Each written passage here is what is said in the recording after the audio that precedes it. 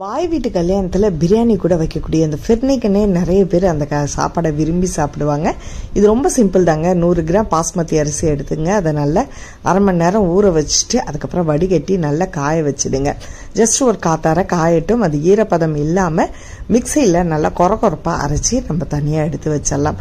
இப்போ ஒரு நல்ல கனமான பாத்திரத்துல 1 லிட்டர் அளவுக்கு பால் ஊத்துங்க. நல்லா காய்ச்சுங்க. இப்போ 1 ஸ்பூன் அளவுக்கு குங்குமப்பு கொஞ்சம் பால் சேர்த்து அதை ஊற வச்சிடுங்க. இப்போ அரைச்சி வச்சிருக்க அந்த பாஸ்மதி அரிசியை இதோட சேர்த்து நல்லா அடிவிடாம கிண்டிக்கிட்டே இருங்க. அடுப்பு ஸ்லோ ஃப்ளேம்லேயே இருக்கட்டும்.